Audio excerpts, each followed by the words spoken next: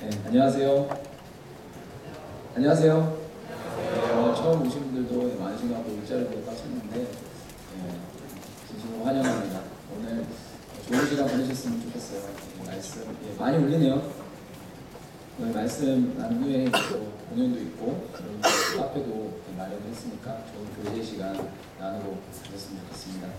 오늘 하나님의 말씀 함께 볼 텐데요. 제가 요한복음 4장 13절부터 19절 그리고 28절부터 30절까지 말씀 나가주셔도 목마를 수밖에 없는 이유라는 제목으로 설교를 하려고 합니다. 제가 말씀을 읽어드리겠습니다. 예수께서 대답하여 이르시되 이 물을 마시는 자마다 다시 목마르리로다. 내가 주는 물을 마시는 자는 영원히 목마르지 아니하리니 내가 주는 물은 그 속에서 영생하도록 솟아나는 샘물이 되리라. 여자가 이르되 주여 그런 물을 내게 주사 목마르지도 않고 또 여기 물 기르러 오지도 않게 하옵소서. 이르시되 가서 내 남편을 불러오라. 여자가 대답하여 이르되 나는 남편이 없나이다. 예수께서 이르시되 내가 남편이 없다 하는 말이 옳도다. 너에게 남편이 5이 있었고 지금 있는 자도 내 남편이 아니니 내 말이 참되도다. 여자가 이르되 주여 내가 보니 선지자로소이다. 여자가 물동이를 버려두고 동네로 들어가서 사람들에게 이르되 내가 행한 모든 일을 내게 말한 사람을 와서 보라. 이는 그리스도가 아니냐니 그들이 동네에서 나와 예수께로 오더라. 아멘. 새롭게 오신 분들 참 많으신데 이 시간 한번 서로 인사 한번 했으면 좋겠습니다. 행복한 사람이 행복한 세상을 만듭니다. 또 한번 인사했으면 좋겠습니다. 네. 예쁜 것이 죄라면 자주 하는 멘트인데요. 예쁜 것이 죄라면 당신은 사형입니다. 가끔 중간중간에 무죄이신 분들도 있는데 여러분 마음 볼 때는 사형감입니다. 한 주간 저한테 진짜 큰 숙제가 있었어요. 뭐냐면 이번 주 새롭게 오시는 분들이 많을 건데 어떤 말씀을 드려야 될까. 어제도 밤을 새면서 제가 고민을 했습니다. 몇 주간의 고민 끝에 제 머리 끝에 남는 키워드가 하나 있었어요. 그게 뭐냐면 갈증이라는 키워드였습니다. 그래서 갈증에 대해서 짧게 좀 이야기를 하려고 합니다. 여러분들 귀한 시간이니까 잘 경청해 줬으면 좋겠습니다. 요즘 청년들이 이렇게 만나보면 너무 심한 갈증을 느끼며 살아가는 것 같아요. 항상 이렇게 목말라 합니다. 도대체 그게 무엇에 대한 갈증일까?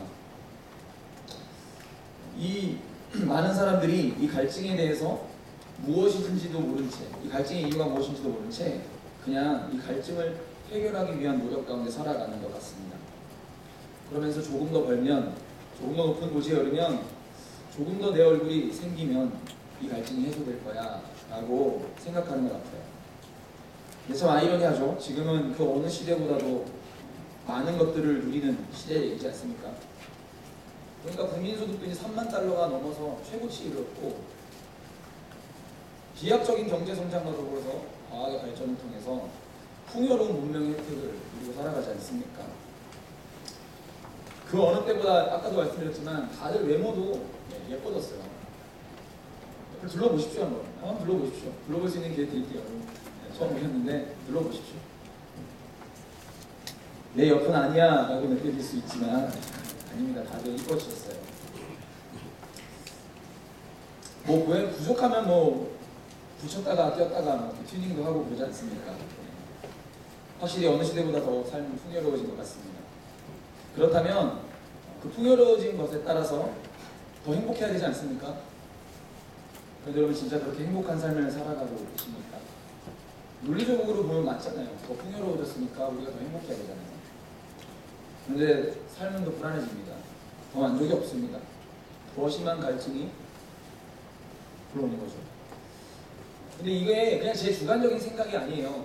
설교 준비하다가 제가 신문기사를 하나 봤는데 국민건강보험공단에서 조사한 자살 시도를 한 사람들의 건강보험 급여제공 현황에 대한 기사였습니다. 제가 놀랐던 건 무엇이었냐면 상위 10%에 속하는 사람들의 자살률이 다른 소득계층에 비해서 현격하게 늘고 있다는 통계였습니다. 2분위에 해당하는 사람이 5.6%, 7분위에 해당하는 사람이 1.3%, 9분위에 해당하는 사람이 5.2%, 나머지는 나머지 소득계층은 전년도와 별로 차이가 없거나 마이너스였어요. 그런데 여러분 놀라운 사실이 뭔지 아십니까? 가장 잘 살 거라고, 가장 잘 살고 행복하다고 얘기할 수 있는 10분위에 속한 계층, 매년마다 증가폭이 커지면서 저 이 통계를 보고 깜짝 놀랐어요. 전년 대비 21.8%가 증가했답니다. 소득분 10분위의 사람들의 자살 시도예요. 이에 대해서 서울대학교 병원 임대현 교수는 행복은 돈으로 살 수 있는 것이 아니라는 당연한 이야기가 수면 위로 부상하다라고 얘기를 하는 걸 봤습니다. 우리나라만의 이야기는 아닌 것 같아요. 포브스라는 잡지 있지 않습니까? 거기서 미국의 400개의 부호를 조사했대요. 그리고 이들의 행복지수를 조사했는데 그 결과가 케냐의 유목민주 보다는 못한 수준으로 나왔다는 통계를 제가 봤습니다. 이 지표가 뭐가 됩니까? 우리 갈증이 내가 어떤 것을 더 많이 소유하고 어떤 것을 더 많이 갖는 것, 그것을 통해서 해결되지 않는다는 것이죠. 명확히 보여주는 자료라고 생각합니다. 오늘 말씀에도 이 인생의 목마름을 해결하지 못했던 한 여인이 등장합니다. 이 여자는 굉장히 많은 것을 가졌었던 여자인 것 같은데 그럼에도 불구하고 갈증이 있었던 여자였어요. 참 사연이 많은 여자인 것 같습니다. 굉장히 심상치 않아요. 이 지역에 굉장히 덥거든요. 그래서 아무도 움직이지 않는 시간인 12시에 사람을 피해서 물을 들으러 가는 거예요. 그리고 굉장히 까칠해요. 예수님이 물 좀 달라고 얘기를 하는데 그걸 주면 되잖아요. 근데 거기 까칠하게 반응을 하는 것이죠. 이런 정황을 볼 때 이 여자 상처가 많은 여자인 것 같습니다. 무슨 사연이 이 여인을 까칠한 사람, ANP증의 사람으로 만들었던 것일까? 18절, 19절 말씀을 보면 나오는데 제가 읽겠습니다. 너에게 남편 5이 있었고 지금 있는 자도 내 남편이 아니니 내 말이 참되도다. 여자가 이르되 주여 내가 보니 선지자로소이다. 이 여자 이혼을 5번 했어요. 그리고 지금도 한 남자와 동거 중입니다. 제 추측이건데 이 여자는 굉장히 이뻤던 것 같습니다. 제가 근거 없이 얘기를 하는 게 아니라요. 당시 팔레스틴 지방은 지금도 그렇지만 조선시대보다 더 심한 남존 여비 사상이 편만했던 지역입니다. 그런 시대에 5번의 결혼을 했다. 엄청난 미모가 있고 엄청난 매력이 있던 여자라고 추측할 수 있어요. 왜냐하면 당시 사회적 분위기에서 이혼한 여자가 재혼을 하는 건 정말 극히 드물었습니다. 그래서 당시에 과부가 많았던 거죠. 여자가 재혼하는 경우는 정말 극히 드문데 엄청난 미모나 매력으로 그 모든 허물을 덮을 수 있는 경우에나 가능했습니다. 요즘 기속말이라는 드라마 좀 보진 않았는데 여기에 이보영 씨가 나오더라고요. 제가 굉장히 좋아했던 건데 결혼하기까지. 이보영 씨 정도는 됐던 것 같아요. 못해도 아무리 못해도 짐작하건대 분명히 5명의 남편은 한가닥했거나 특출난 사람들이었을 거라고 생각합니다. 여러분 이 시대도 그렇잖아요. 엄청난 미인을 얻으려면 좀 뭔가 좀 재력이 있거나 그래야 되지 않겠습니까? 부자 남편도 있었을 것 같아요. 좀 지위의 남편, 외모가 좋은 남편, 아니면 똑똑했던 남편, 아니면 뭐 마지막에 살고 있는 사람은 이런 거 다 필요 없다. 그냥 성격 좋은 남자가 좋아 라고 생각하면서 살아가고 있을지도 모르겠습니다. 저는 이 여자의 모습을 보면서 무슨 생각을 했냐면 오늘날을 살아가는 이 시대 청년들의 모습이랑 정말 비슷하다라는 생각을 했어요.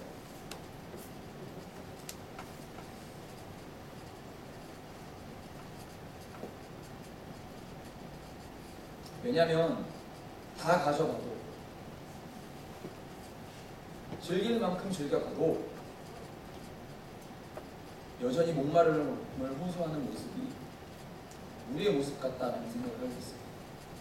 그럼 이쯤 되면 우리의 갈증이 단순히 물질적이고 가지지 못하는 것에서 오는 갈증이 아니라는 것을 알 수 있으실 텐데요. 그러면 이 갈증은 무엇에 대한 갈증일까요? 저는 이 갈증을 영혼의 갈증이라고 표현하고 싶습니다. 그렇다면 이 영혼의 갈증을 어떻게 해결해야 하는 것일까? 첫 번째, 영혼의 목마름이 있다라는 것을 알아야 합니다. 우리는 육신을 입고 있기 때문에 우리는 육신적인 삶을 살아가고 있기 때문에 영혼이 있다는 생각을 잘 못해요. 아니면 생각은 하지만 그것을 별로 대수롭지 않게 생각을 합니다. 여러분 영혼의 무게라는 말 들어본 적 있으십니까? 대한민국 최고의 지성인으로 꼽히는 사람 이자 학자로 알려진 이어령 교수, 그러면 아시나요? 우리나라 제1대 문화부 장관을 지낸 분이시기도 하죠. 이분이 원래 뼛속까지 불교신자였어요. 뼛속까지 불교신자였는데 그러다 하나님을 믿게 되면서 지성에서 영성으로 라는 책을 썼습니다. 이 책에 보면 미국 매사추세츠 병원에서 그리고 스웨덴 문대 박사 팀이 숨을 거두는 사람의 순간 몸무게를 조사했다라고 합니다. 근데 놀라운 사실이 밝혀졌어요. 뭐냐면 사람이 숨을 거둔 직후에 평균적으로 1.25온스, 즉 약 21g이 줄었다는 거죠. 그래서 멕시코에서는 이러한 사실을 바탕으로 21g이라는 영화가 만들어지고 있었습니다. 우리는 영혼이 있습니다. 성경도 그와 같은 사실을 전하고 있는데요. 고린도전서 15장 44절 말씀을 보면 육의 몸으로 심고 신령한 몸으로 다시 살아나니 육의 몸이 있은즉 또 영의 몸도 있다. 영혼이 있다라고 얘기를 하고 있는 것이죠. 그런데 여러분 우리가 이 영혼에 대해서 별로 생각하지 않습니다. 이 영혼을 잘 돌볼 수 있는 그런 생각 없죠. 우리 육체에 깊은 상처가 나면 어떻게 합니까? 후시딘을 바르고 치료를 하잖아요. 그런데 영혼의 상처에 입으면 그럼 어떻게 하십니까? 치유하지 않죠. 그냥 내버려 둡니다. 육신만큼 영혼도 중요한데 또 말이죠. 우리 마음의 근본적인 갈증을 해결하려면 여러분들은 영혼의 목마름이 있다는 사실을 알아야 합니다. AD 900년경에 사라센 제국을 통치했었던 당시 최강국이었죠. 압둘라만 3세 혹시 아십니까? 세계 최강의 군대를 갖고 있었습니다. 그리고 이 사람의 왕후들이 몇 명이었냐면 놀라지 마십시오. 3,321명의 왕후들이 있었어요. 실제 존재했던 사람입니다. 자녀가 몇 명 있는지 아십니까? 616명의 자녀가 있었어요. 형제들 중에서 굉장히 부럽다라고 하고 입을 벌리는 청년들이 있는데, 근데 여러분 이 사람이 숨을 거둘 때 이 얘기했어요. 나는 오랜 세월 명예로운 통치를 불구하고 진정한 행복을 누린 날이 14일밖에 되지 않는다. 평생을 살면서 14일을 행복했다라고 얘기를 하고 죽었다라는 거예요. 육신의 체험은 부족한 것이 있었겠습니까? 그러나 아무리 채워도 그 영혼의 갈증은 채울 수가 없었던 것이죠. 오늘 말씀에 등장하는 이 사마리아 여자도 이 사실을 깨달았습니다. 그동안 남편들과의 삶을 통해서 육신의 목마름은 채웠겠죠. 그래도 해결되지 않는 무언가가 이 여자를 붙들고 있었던 것입니다. 그렇다면 이 영혼의 목마름은 어떻게 해결할 수 있는 것일까? 두 번째는 영혼을 적셔줄 생수를 구해야 한다는 것입니다. 10절에서 11절 말씀 읽겠습니다. 제가 읽을게요. 예수께서 대답하여 이르시되 내가 만일 하나님의 선물과 또 내게 물 좀 달라 하는 이가 누구인 줄 알았더라면 내가 그에게 구하였을 것이요 그가 생수를 내게 주었으리라. 여자가 이르되 주여 물기를 그릇도 없고 이 우물은 깊은데 어디서 당신이 그 생수를 싸움나이까. 제가 말씀을 준비하면서 11개의 그 영어 여권을 보았습니다. 성경 여권을 봤는데 여기서 생수라고 번역된 단어는 이 11개의 번역본이 똑같이 다 리빙 워터라고 번역을 했더라고요. 근데 이 리빙 워터라고 번역을 한 이 헬라어 원문은 휘드로존이라고 하는 단어인데 아주 정확하게 뜻을 번역한 것 같아요. 리빙 워터라고 하는 이 단어가 살리는 물이라는 뜻이지 않겠습니까? 리빙 워터. 원어도 생명이 있는 살리는 물이라는 의미를 가지고 있어요. 여러분 살리는 물이 있다는 건 또 뭘 의미하겠습니까? 반대로 죽이는 물도 있다는 것이지 않겠습니까? 그런데 여러분 아십니까? 많은 사람이 살리는 물이 아니라 이 죽이는 물을 먹고 살아간다는 사실이에요. 한 젊은이가 일자리를 찾아다니다가 성문에 붙어있는 글을 보았습니다. 나와 내기하여 이기는 사람에게는 내가 많은 보물을 줄 것이다. 성주 사탄 이야기예요. 그 내기는 13개의 술잔 중에서 독이 들어있지 않는 잔을 한 잔을 마시고 그렇게 해서 살아남으면 보물을 주겠다는 거죠. 이 청년이 그 13개의 잔 중에 하나를 마셨습니다. 죽지 않았어요. 막 신이 났죠. 그래서 보물을 챙겨가지고 도시에 왔습니다. 흥청망청 쓰기 시작했죠. 그런데 금방 또 돈이 떨어지는 거예요. 그래서 또 생각이 났죠. 아, 내기를 한번 하러 가야겠다. 그렇게 해서 또 내기를 하러 갔습니다. 또 한 잔을 먹었습니다. 살았습니다. 이렇게 반복을 했던 거예요, 계속적으로. 근데 그는 돈을 많이 쓰면 쓸수록 환락에 빠져들었습니다. 그러다 어느 날 이 사람이 술에 취해가지고 사람을 죽이게 됐어요. 그런데 재판장이 뇌물을 주면 사형 대신 추가형을 내려주겠다고 약속을 합니다. 그래서 이 청년이 찾아갑니다. 지금 재판에 13개의 술잔 중에 어느덧 2잔밖에 남지 않은 거예요. 그래서 이 청년이 눈을 질끈 감고 그래, 이래 준다 저래 준다 어떻게든 죽겠지 라고 생각을 하고 한 잔을 골라서 탁 마셨습니다. 눈을 질끈 감고 마시고 나서 서서히 눈을 떴는데 눈이 떠지는 거예요. 그래서 살았다, 이제 살았다 라고 얘기를 했는데 그 젊은이를 보면서 사탄이 이렇게 얘기했답니다. 어리석은 친구여, 자넨 이미 나에게 줬어. 나를 만난 순간부터 자네는 조금씩 죽어가고 있었던 거야. 내가 모든 잔에 조금씩 먹었던 거야. 우리는 우리를 죽이는 물을 살리는 물이라고 착각하면서 계속적으로 먹고 마시고 살아갑니다. 여러분들이 살리는 것이라고 생각하는 물은 어떤 물이신가요? 그것이 돈입니까? 명예입니까? 아니면 어떤 쾌락입니까? 마약에 중독된 사람이 혹시 마약이 없으면 살아가지 못하는 것처럼 혹시 내가 이런 것들에 중독되어서 허덕이며 살아가고 있지는 않습니까? 그러나 여러분 계속적으로 그걸 먹어보십시오. 그게 비참한 최후를 맞이하게 되는 것입니다. 이야기 속의 젊은이처럼 우리는 죽이는 물이 아니라 살게 하는 물을 구해야죠. 4장 10절 말씀 보니까 예수님이 내가 누구인지 알았다면 너는 내게 물을 달라고 했을 것이고 내가 너에게 생명의 물을 주었을 것이야 라고 얘기를 합니다. 여러분 그럼 한번 생각해 봅시다. 생명을 줄 수 있는 사람이라고 하면 그 사람은 생명을 소유하고 있는 사람이겠죠. 그렇죠. 우리가 무언가를 줄 때 가지고 있어야 줄 수 있잖아요. 내가 돈을 가지고 있어야 돈을 줄 수 있지 않겠습니까? 내가 먹을 것을 가지고 있어야 먹을 것을 줄 수 있지 않겠습니까? 그러면 생명을 줄 수 있다면 죽음에서도 자유롭고 생명에 마음껏 줄 수 있는 그런 자격이 있는 사람이 되려면 그 죽음에 직면했을 때 그것을 이겨낼 수 있는 사람이어야 된다는 거죠. 그런 사람이 있을까? 유일한 사람이 있어요. 누구냐면 바로 예수님이시죠. 여러분 그거 아십니까? 어떠한 위인도 부활을 경험하지 못했습니다. 인간적으로 너무나 훌륭한 사람이라고 할지라도 그 사람들은 부활을 경험하지 못했습니다. 세계 4대 성인이라고 불리는 공자 선생님 훌륭하셨죠. 돌아가셨습니다. 고타마시타부터 소크라테스 선생님 다 돌아가셨어요. 근데 문헌과 기록 가운데에 부활했다라고 얘기하는 사람은 한 사람밖에 없습니다. 바로 예수 그리스도이신 거죠. 역사적으로 예수님이 실존 인물이다라는 것을 부인할 수 있는 사람은 없다고 생각합니다. 그런데 그가 부활했다라는 건 못 믿어요. 그가 하나님의 아들이라는 걸 못 믿어요.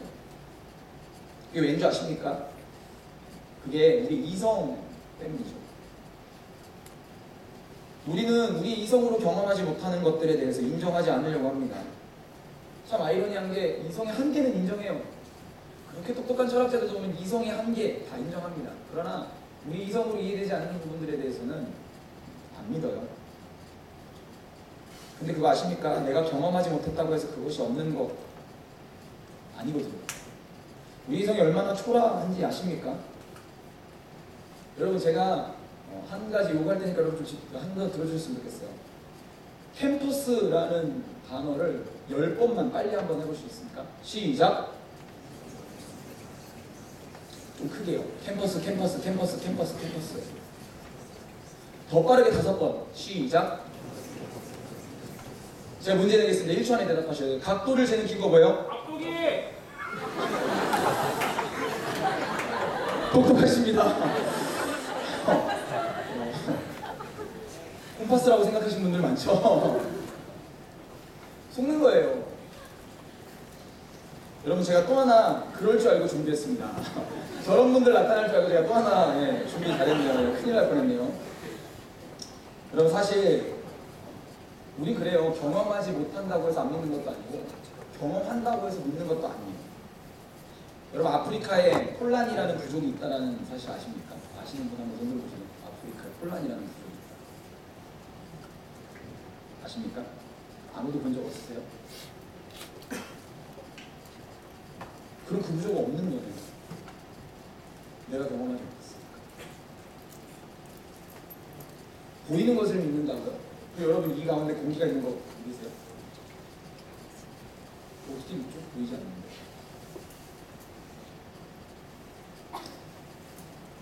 사랑하는 여러분, 우리의 이성이라고 하는 게 그렇게 신뢰할 만한 것이 아니에요.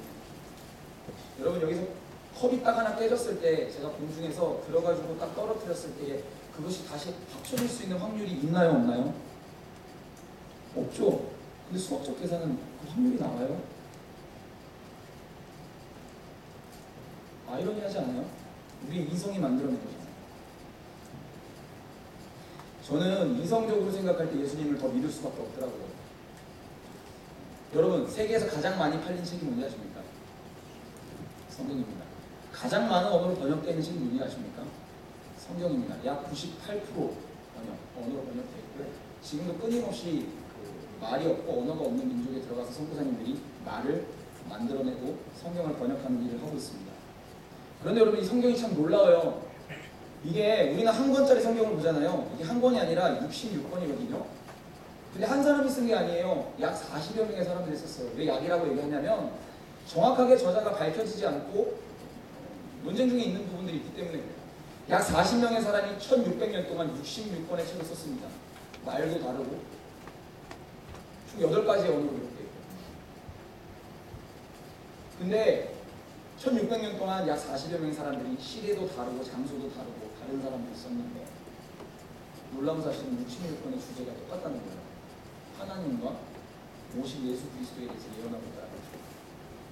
여러분 이게 가능한 일이라고 생각하십니까? 만약에 우연히 맞았다면 이게 우연히 맞을 수 있는 확률이라고 생각하십니까? 예수님이 탄생하시기 이전에 구약 성경에서 이 예수님에 대한 예언을 많이 해요. 어디에서 누가 날 것이고 어떻게 날 것이다. 근데요 대표적인 예언 30가지 대표적인 예언 딱 30가지를 뽑아서 정말 명확한 예언 30가지를 뽑아서 그것이 한 사람에게 꼭 같이 일어날 수 있는 확률을 계산해봤대요. 그 확률이 몇 %인지 아세요? 여러분 10의 100승분의 1 들어보셨습니까? 그 30가지의 예언이 한 사람에게 맞아 떨어질 수 있는 확률이 10의 100승분의 1이래요. 그게 얼만큼의 확률인지 제가 여러분들에게 설명을 해드릴게요. 지구가 있잖아요. 지구에 사람을 세워요. 빼곡하게 세워요. 이만큼의 틈도 없이 빼곡하게 세워요. 그런 지구를 100개를 만듭니다. 그 100개의 지구 가운데에 꽉 차 있는 사람 중에서 단 한 사람에게 동시다발적으로 일어날 수 있는 확률이 10의 100승분의 1이에요. 그거 아세요? 우리는 쉽게 예수님의 부활에 대해서 아니다라고 얘기하고 엎었으니까 안 믿는다고 얘기하잖아요. 근데 여러분 그거 아세요? 하버드와 예일대에서도 학자들 사이에서 이 부분에 대해서는 과학적인 부분들이 증명될 수 없기 때문에 모른다라고 대답하지 아니다라고 얘기할 수 없다라고 얘기해요. 예수님을 안 믿는 사람. 그리고 어떤 사람들은 그렇게 얘기하죠. 예수님이 부활하신 게 아니라 제자들이 시체를 훔쳐갔다고. 여러분 예수님의 제자들이요. 예수님이 달려 죽자 도망갔어요. 얼마나 비겁한 사람들이에요. 그리고 로마 그 시대에 그 경비가 얼마나 사망했는데요. 근데 갑자기 스승님이 죽자 마음이 바뀌어가지고 내가 그 무덤에서 스승을 구해야겠다라는 생각을 할 수 있는 용기가 동시다발적으로 생겼다고요. 그리고 그 삼엄한 경비를 뚫어낼 수 있을 거라고? 아니요, 그건 불가능해요. 사랑하는 여러분, 저는 여러분들이 보이지 않지만 배우면 믿을 수 있어요. 전 그래서 강제로 믿으라고 하지 않습니다. 궁금증이 있거나 어떤 불만사항이 있거나 내가 해결되지 않는 부분들이 있다라고 하는 부분을 언제든지 와서 물어보라고 얘기하거든요. 근데 여러분 진짜 예수님은 살아계십니다. 아멘.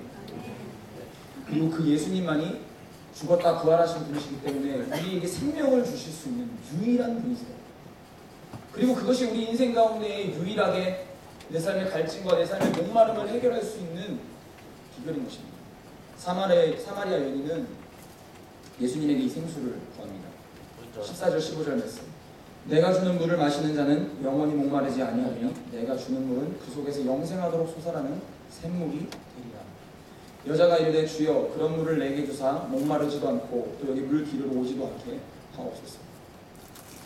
혹시나 이 자리에 여러분 알 수 없는 갈증과 외로움 허덕이고 계신 분들이 있다면 이 사마리아 여자처럼 한번 고백해 보셨으면 좋겠어요.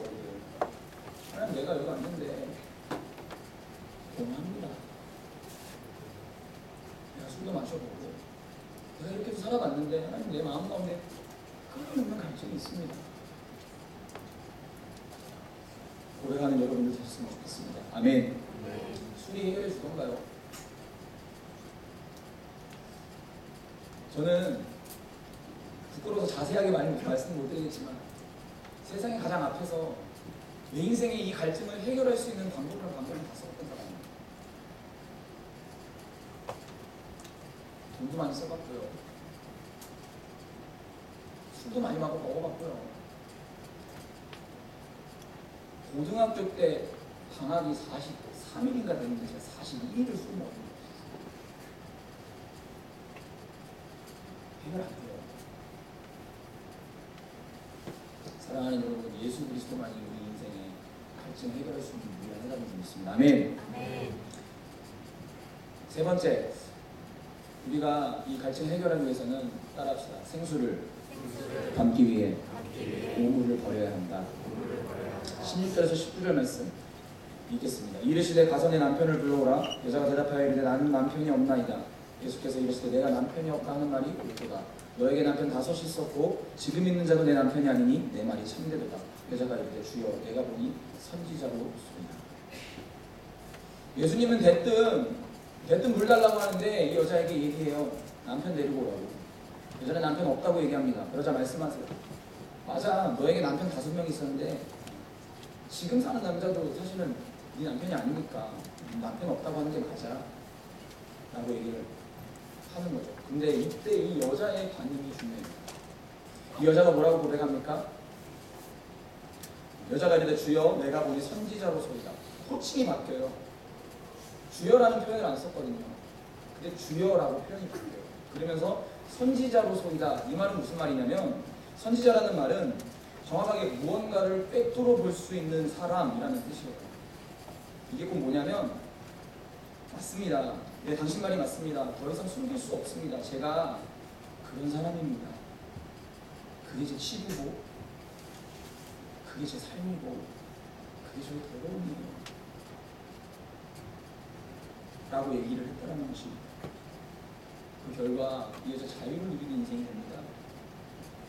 사랑하는 여러분, 우리 말씀 가운데 혹시 여러분들 가슴 가운데 조금이라도 찔리는 부분이 있지 않으십니까? 여러분 있다면 저한테 얘기하라고 말씀드리는 것이 아니라 하나님 앞에 그렇게 고백해보시라는 거예요.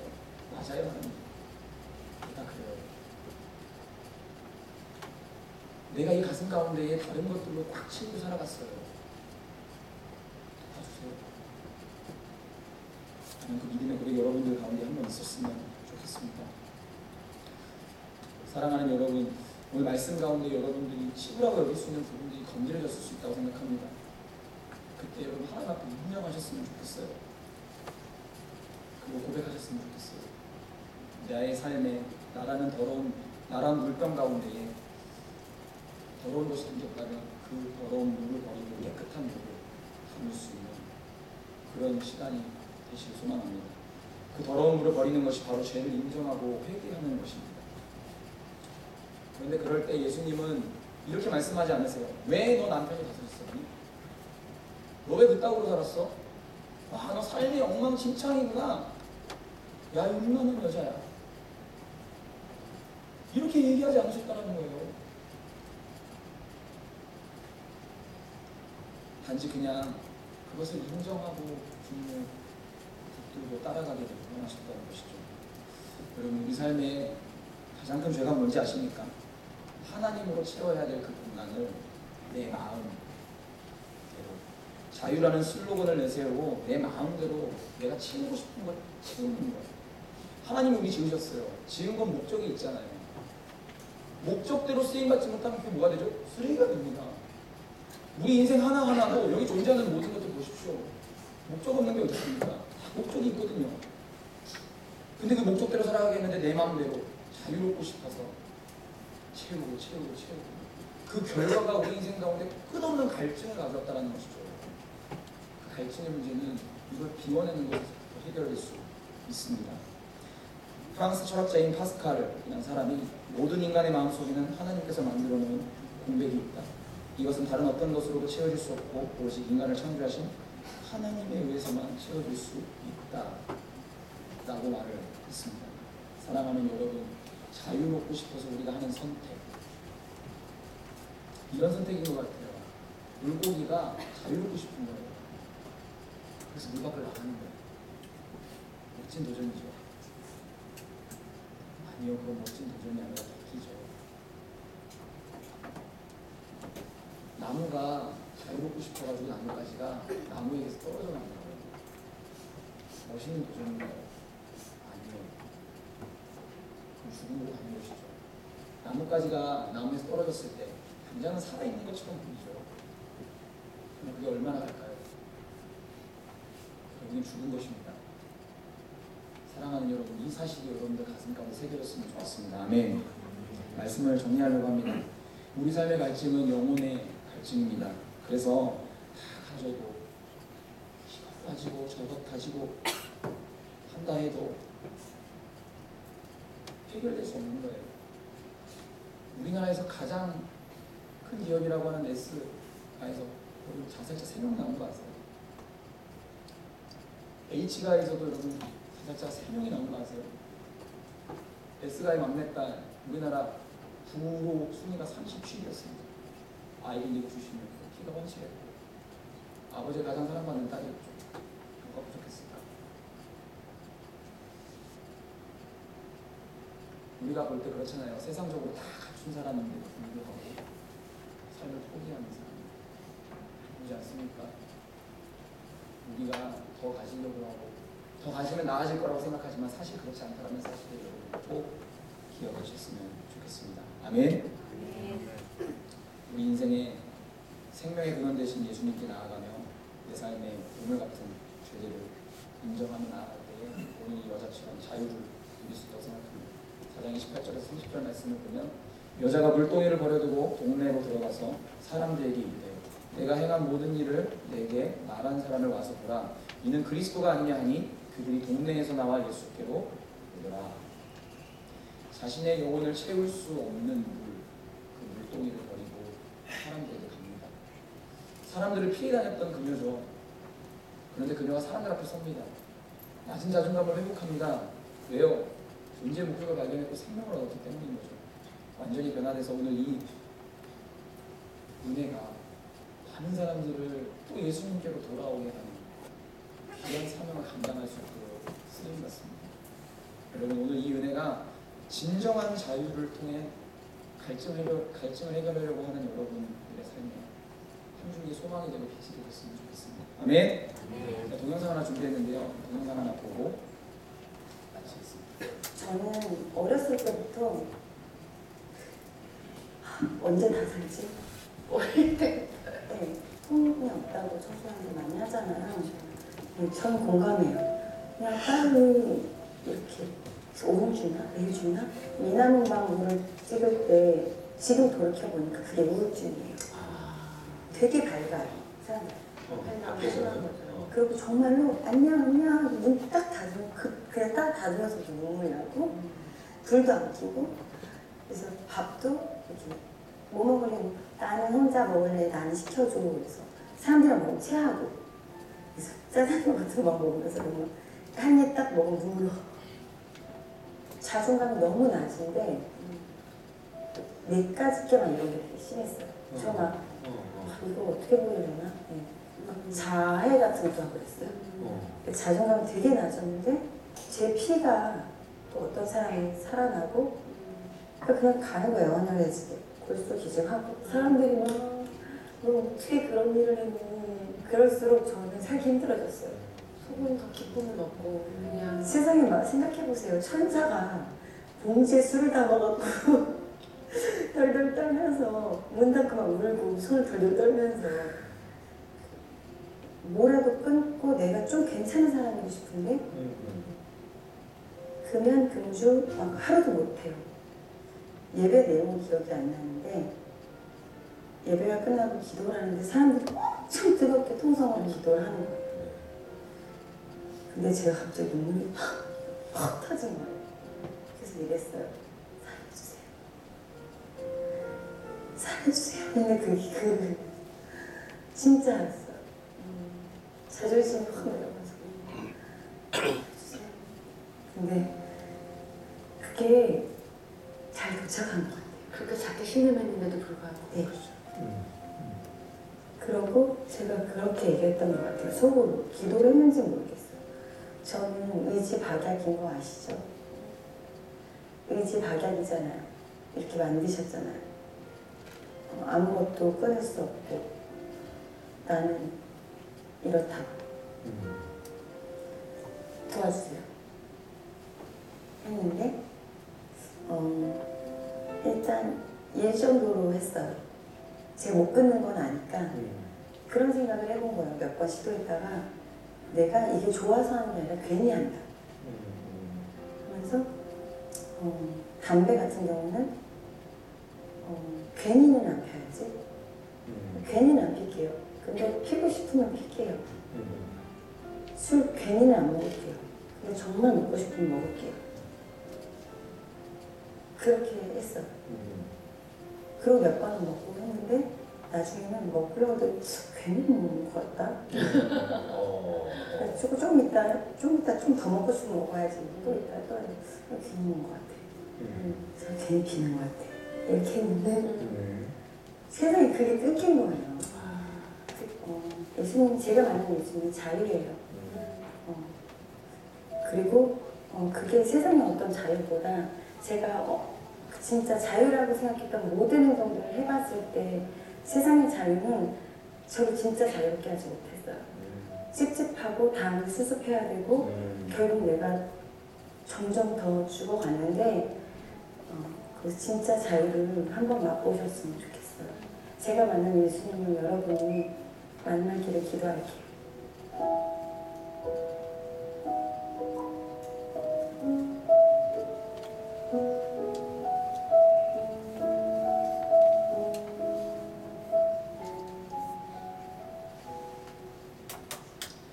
사실 원래 이 자리에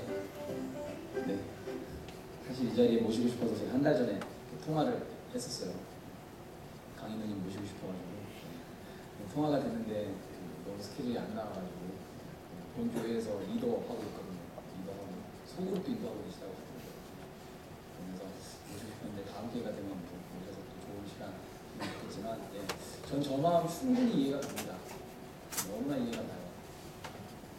저 인생 가운데 아까도 말씀드렸지만 앞장서서 내 인생의 갈증을 해결하기 위해서 많은 것들을 해봤거든요. 해결되지 않더라고요. 사랑하는 여러분들 말씀 중에 그런 말씀이 있어요. 너희가 진리를 알지니 진리가 너희를 자유케 하리라. 그런 자유한 삶을 살아가는 여러분들 되셨으면 좋겠습니다. 아멘. 이 시간 찬양하고 기도하는 시간 갖도록 하겠습니다. 요한복음 7장 37절에서 8절 말씀 보면 누구든지 목마르거든 내게로 와서 마시라. 나를 믿는 자는 성경의 이름과 같이 그 배에서 생수의 강이 흘러나오리라. 하나님의 말씀인데요. 여러분 오늘 여러분들 마음 가운데 스스로에게 좀 진실된 고백을 하실 수 있었으면 좋겠어요. 여러분 형편이 20년 전보다 훨씬 좋아졌다니까요. 그러나 내 삶에 행복이 없다. 그리고 나는 계속적으로 그걸 얻기 위해서 살아가고 있다. 그렇다면 여러분 인생을 끌어가는 것이 있어요. 제가 수많은 청년들 만나보잖아요. 공부를 잘하든 못하든 고민이 똑같아요. 그러면 안 되잖아요. 좋은 학교를 다니고 한 번도 내가 1등을 놓쳐본 적 없는 사람과 1등을 한 번도 해본 적 없는 사람이 고민이 같으면 안 되잖아요. 만약에 그걸 올라갔을 때 내가 늦었다라고 한다면, 사랑하는 여러분, 우리 시간 찬양 제가 하며 나아갈 때 아시는 분들은 따라주시고 이 마음의 진실한 고백이 여러분에게 있었으면 좋겠어요. 주께 가까이 나를 이끄소서. 간절히 주님만을 원합니다. 채워주소서. 주의 사랑을 진정한 찬양 드릴 수 있도록. 주께 가까이 나를 이끄소서. 간절히 주님만을 원합니다. 채워주소서. 주의 사랑을 진정한 찬양 드릴 수 있도록. 목마른 나의 영혼 주를 부르니 나의 마음 만져 주소서. 주님만을 원합니다. 더 원합니다. 나의 마음 만져 주소서. 사랑하는 여러분, 혹시 이 시간 오죽하지만 이 앞에 있는 사람의 설교를 듣고 인생의 갈증이 해결됐으면 좋겠다라는 생각을 가진 청년들이 있으시다면 가슴에 손을 얹고 한번 기도해 보셨으면 좋겠어요. 교회를 다녔던 청년이든 처음 오는 청년이시든 제 마음 가운데 내 마음 가운데에 저 앞에서 하는 말에 그래도 좀 의미가 있다라고 하시는 분이 있다면 여러분 가슴에 한번 손을 올리시고 기도하시면 좋겠습니다. 제가 여러분 위해서 한번 기도해드리고 싶어서요. 여러분, 천국에는 손잡이가 없대요. 천국 문에는 안에서 열어줘야 들어갈 수 있대요. 우리 마음도 그런 것 같습니다. 오늘 말씀 요한계시록 3장 20절 말씀 보면 볼지어다 내가 문 밖에 서서 두드리노니 누구든지 내 음성을 듣고 문을 열면 내가 그에게로 들어가 그와 더불어 먹고 그는 나와 더불어 먹으리라 라고 말씀이 있습니다. 예수님이 지금 이 자리에서 여러분들 마음 가운데 두드리고 계십니다. 여러분들 마음 문을 열어주셨으면 좋겠어요. 하나님께 반응하셨으면 좋겠어요. 가슴에 손을 얹으셨다면 제가 여러분들 위해서 한번 기도해드리겠습니다. 하나님, 정말 우리 인생 가운데에 채워도 끊임없이 갈증이 나는 그 원인이 무엇일까? 생각해보건대 그것이 영혼의 갈증을 해결하지 못했다라는 사실을 오늘 깨닫게 됐습니다. 혹시나 이 가운데 정말 그 마음이 하나님의 생명으로 예수 그리스도의 은혜로 채워지길 소망하는 지체들이 있다면 이 시간 마음을 열고 다가가는 하나님께서 주의 자녀에게 하나님의 은혜를 부어 주시옵소서. 하나님의 사랑과 하나님의 생명이 이들을 살리게 하시고 이들이 다시금 새 소망을 얻을 수 있도록 주여 역사하시고 인도하여 주시옵소서.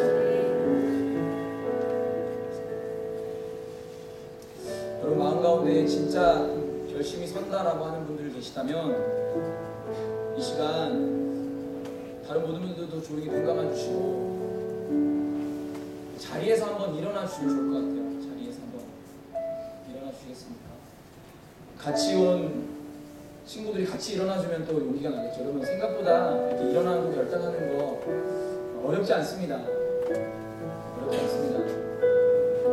이 시간 내 마음 가운데에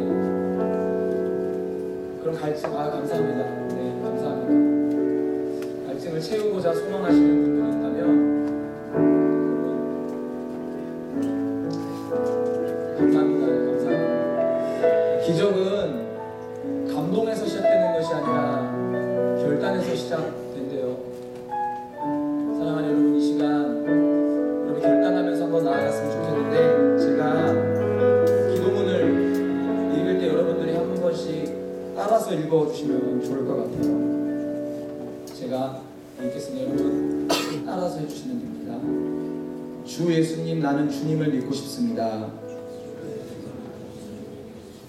십자가의 죽으심으로 내 죄값을 담당하시니 감사합니다. 지금 나는 내 마음 문을 열고 당신을 나의 구주, 나의 하나님으로 영접합니다. 나의 죄를 용서하시고 영생 주심을 감사합니다. 나를 다스려 주시고 나를 주님이 원하시는 사람으로 만들어 주옵소서. 예수님의 이름으로 기도합니다. 아멘. 아멘. 감사합니다. 우리 일어서신 분들 위해서 박수 한번. 일어서셨던 분들, 나가실 때 내가 더 예수님을 알고 싶다, 궁금하다, 아니면 개인적인 만남 갖고 싶다, 제 주특기가 박사 드리는 거예요. 있는 게 돈밖에 없어서요. 만나서 함께 신앙 상담을 해드리고 싶고 저희 공동체가 도와드리고 싶습니다. 멀리서 오신 분들 계시죠? 멀리서 오신 분들은 꼭 저희 교회가 아니어도 좋습니다. 네, 꼭 제가 신앙적으로 도움을 드리고 싶어서 하는 거니까 들어오실 때 받은 노란 카드 있으시죠? 들어오실 때 노란 카드, 그걸 지금 한번 제출해 주시면 좋을 것 같아요. 지금 임원들이 곳곳에 서서 돌아다니고 있거든요. 서서 돌아다니고 있는데 이 노란색 카드를 여러분 제출해 주시면 좋을 것 같아요. 우리 임원들 돌아다니시면서 카드를 좀 제출해 주십시오.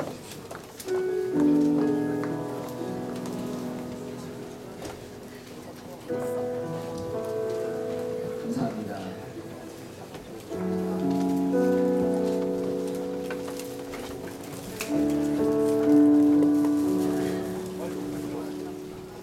감사합니다. 혹시 지금 부끄러워서 내가 일어나지 못했고 내가 제출하지 못했다라고 하시는 분들이 계시다면 나가시면서 바구니 하나 만들어 주십시오. 임원들 바구니에다가 이렇게 두고 가시면 제가 연락드리고 도움을 드릴 수 있도록 하겠습니다. 제가 오늘 설교를 좀 더 잘 했어야 되는데 부족해가지고 밤새 준비한 건데, 제가 이번 주에 제일 많이 잔 날이 하루에 4시간이에요. 제일 많이 잔 날이 하루에 4시간이고 1시간 50분, 2시간 이렇게 자면서 이 축제를 위해서 기도하고 준비했고, 또 여러분들 모르시겠지만 저희가 여러분들 오신 분들 한 명 한 명의 이름을 다 불러가면서 기도했어요. 새벽마다. 저도 여기 계신 모든 분들 이름을 7번 다 불러가면서 기도했거든요. 여러분 정말 도움이 되고 싶습니다. 저희 공동체가 여러분들이 기꺼이 내주시면 여러분 인생 가운데 득이 되면 득이 되지 독이 되지 않을 거라 생각합니다. 감사합니다. 네, 이 시간 한번 축복하는 시간 가질 건데요. 오신 분들 너무 환영하고 축복합니다. 또 일단 이 공연 보시기 전에 한번 축복하는 시간 가고 싶어서, 다 아는 거죠. 교회 다니지 않는 사람도 아는 건데 축복하면서 나갔으면 좋겠습니다. 당신의 사랑과 교회의 인생한 사랑. 당신의 사랑받기 위해 태어난 사람, 당신의 삶 속에서 그 사랑받고 있지요. 당신은 사랑받기 위해 태어난 사람, 당신의 삶 속에서 그 사랑받고 있지요. 다시 한번 고백하겠습니다. 당신은 위에 계신 분들을 축복하고요.